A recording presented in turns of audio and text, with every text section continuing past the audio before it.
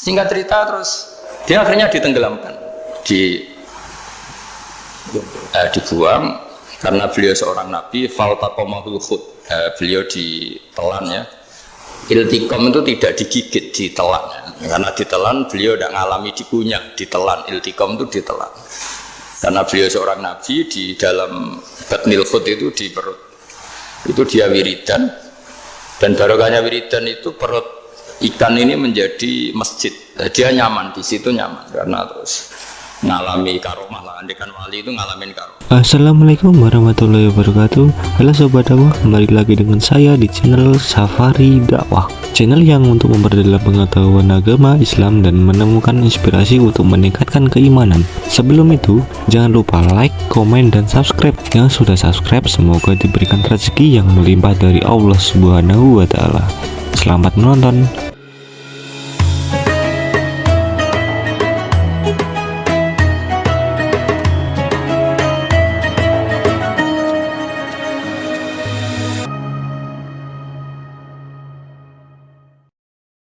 Artinya zaman kita hidup pun sebenarnya kita tidak bisa ngelola kehidupan itu, tidak bisa. Nah kalau sama nggak bisa, nanti setelah mati juga tidak bisa. Ya sudah, ketika kita hidup yang ngelola juga Allah, ketika mati juga yang ngelola. Bedanya apa? Nah, ini di sini terus kita dilatih inna sholati wa nusuki wa mahyaya wa mamati lillahi rabbil alamin. Tapi kenapa kita ragu terhadap kehidupan setelah kematian? Karena ketika kita hidup seakan-akan kita tahu cara hidup. Makanya Allah itu tersinggung betul ketika ada orang merasa bisa ngelola cara hidupnya. Makanya kata Allah, kalau gojlok orang-orang yang kepedean itu, kalau kamu top, mbok jangan mati. Itu falaula in kuntum ghaira madinin tarji'unaha in kuntum shadiqin. Kalau kamu merasa top itu jangan mati. Di mana-mana mati itu tidak top. Falaula idza balaghatil khulqum wa antum khina idin tanzur. Mbok ketika nyawa kamu sudah sampai kerongkongan, kamu tarik lagi supaya kamu tidak mati. Mati itu tidak top.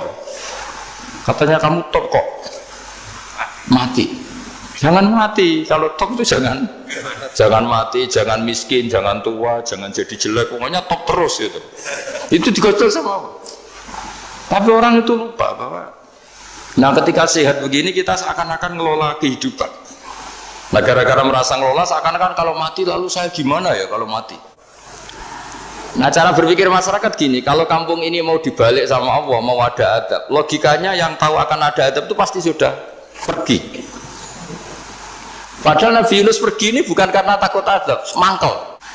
Nabi Yunus itu minggat tadi abaqo itu. Abaqo itu kalau dalam bahasa Arab pergi gak pamit ya. Kalau orang Jawa bilang minggat. Kalau itu sebenarnya saking mangkelnya, saking emosinya, beliau akhirnya meninggalkan kaumnya tanpa pamit. Tapi kaumnya itu menjadi tahu bahwa ini serius Yunus. Buktinya dia agak berani di kampung, berarti mau ada adab betul itu. Dan efek positif dari teori itu, teori kultur tadi. Akhirnya mereka tobat. Saat itu juga mereka wiridan di lapangan, terus semua kesalahannya diselesaikan. Sampai ada rumah yang sudah dibangun permanen karena di tanah tetangga, dirobohkan saat itu juga. Bahkan ada batu yang dulu nyuri, satu dua batu yang dulu hasil nyuri, saat itu juga dirobohkan, dikembalikan sama penghuni. Hari itu semua kedoliman diselesaikan. Ini penting saya utarakan, jadi tobat itu tidak hanya istighfar. Kalau istighfar ribet, tobatnya orang punya utang terus istighfar gitu kan ribet. Kan ribet itu. Ada punya utang terus minta maaf itu kan ribet itu kan, harus diselesaikan itu.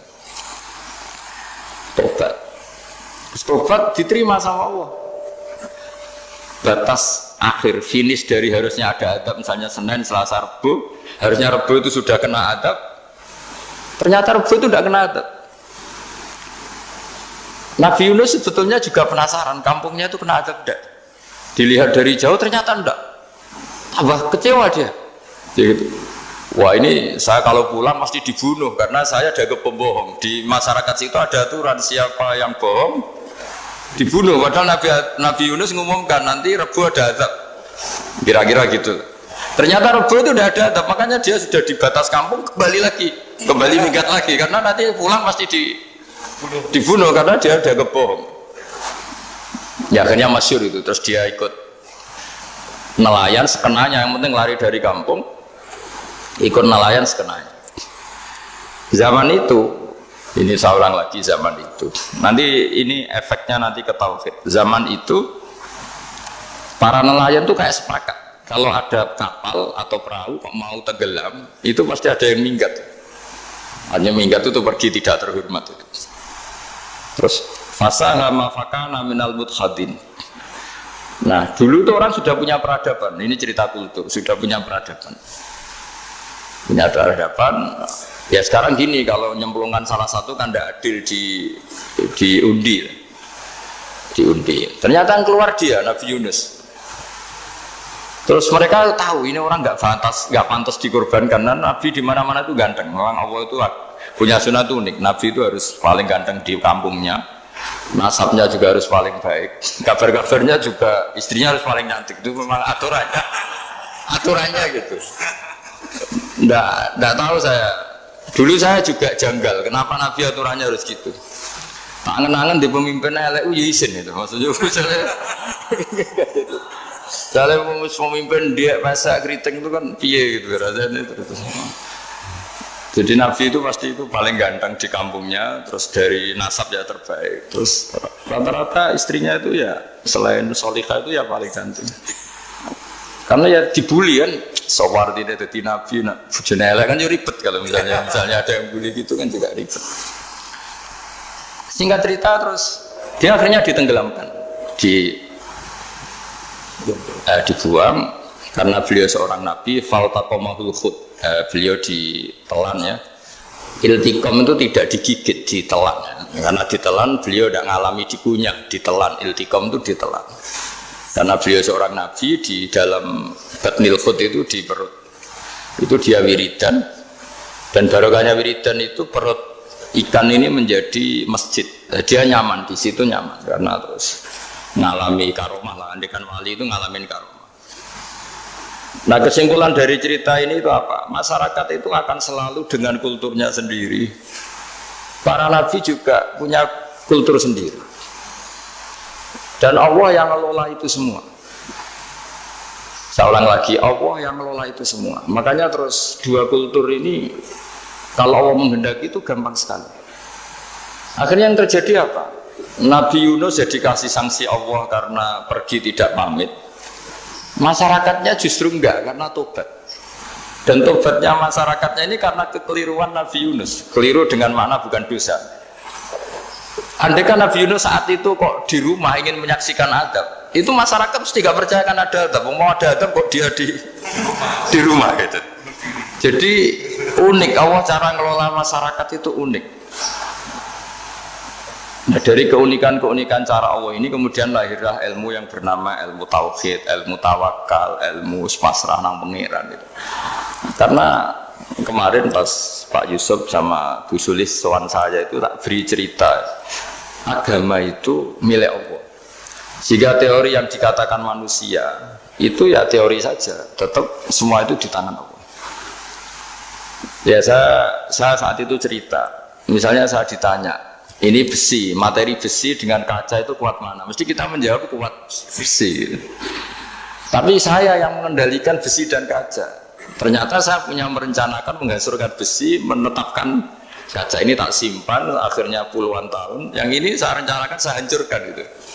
Andai kan si yang menjawab tadi tahu rencana saya, mesti kuat bilang kuat kaca. Semuanya contoh paling gampang tadi. Dinosaurus itu hewan paling kuat malah musnah. Pitik yang nggak kuat sampai sekarang.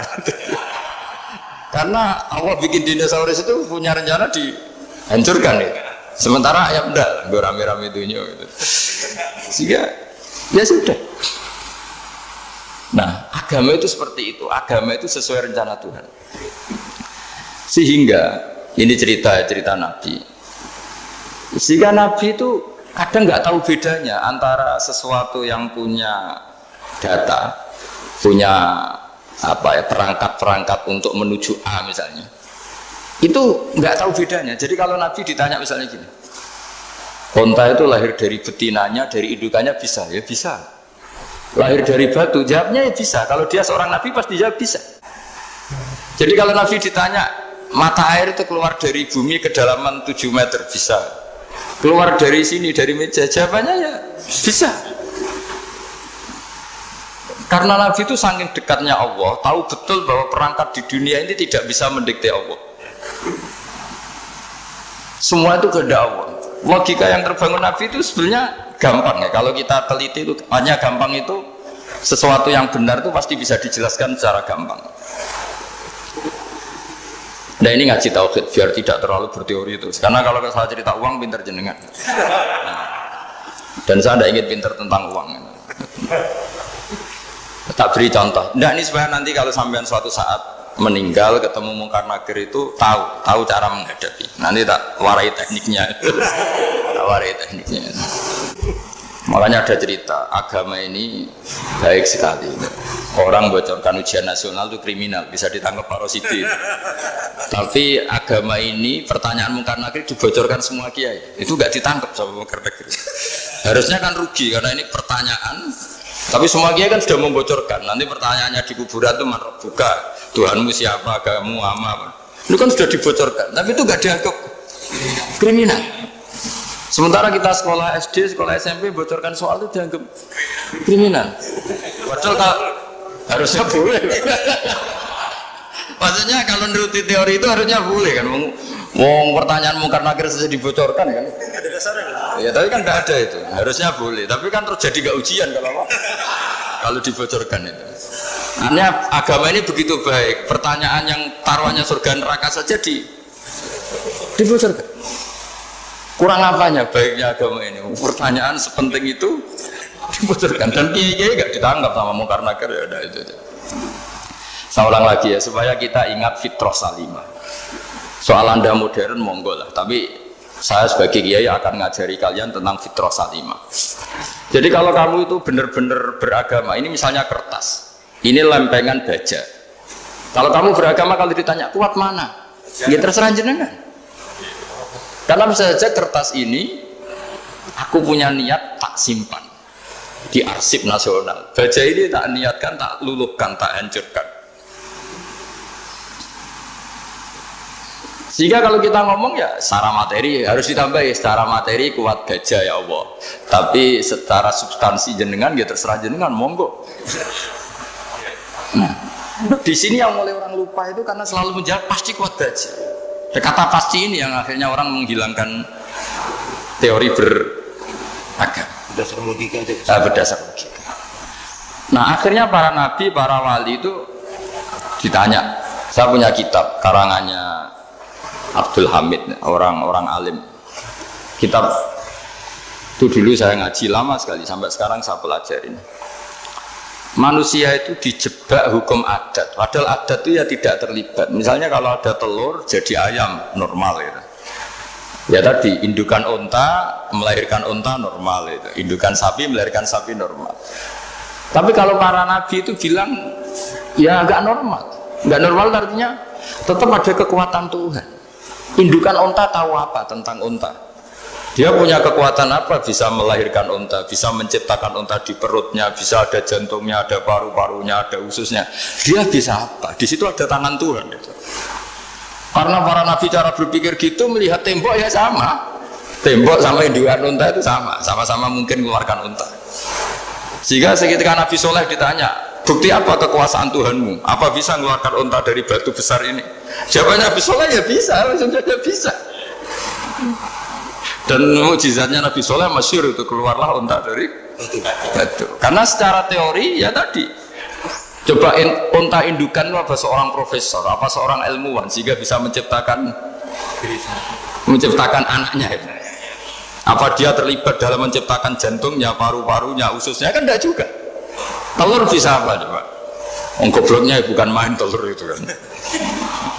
Tapi bisa mengeluarkan ayam, dia bisa apa? Nah, para nabi, para wali itu tahu semuanya itu kekuasaannya Allah. Nah, kalau karena kekuasaan Allah bedanya apa dengan tembok? Makanya Nabi Muhammad ketika di padang pasir, semua sahabat bingung nggak ada air, ya Nabi santai aja. Ini gimana Nabi nggak ada air, nanti orang mati kehausan. Nabi ya santai aja. Kamu ingin air katanya? Iya. Nabi nunjuk apa itu ya sudah terus ada air. Ada yang keluar dari jemarinya, ada karena Nabi itu nggak tahu bedanya antara ini mungkin dan tidak mungkin, tuh nggak tahunya itu ya semuanya itu Allah. Kalau kamu kan nggak, wah daerah gini nggak mungkin ada air. Ini kan padang pasir. Air itu biasanya di daerah hutan gini malah berteori macam-macam. Seakan-akan tidak ada Tuhan. Jadi kalau orang nggak bakat wali pasti berpikirnya gitu. Makanya nggak wali-wali itu memang nggak bakat karena itu kan artinya menafikan kekuasaannya Allah kan. Seakan-akan Allah tidak mampu bikin air di situ. Tapi kalau Nabi santai aja. Makanya Nabi Ibrahim ketika mau dibakar ya santai aja. Menurut beliau api bisa apa? Jadi itu meskipun hukum adat itu ya selalu berjalan. Normalnya api yang membakar di padang pasir, normalnya ya nggak ada air. Normalnya batu ya nggak mengeluarkan onta. Tapi kamu jangan terjebak oleh keseharian yang Anda lihat. Tetap di balik itu ada kekuasaannya Allah Subhanahu wa Ta'ala.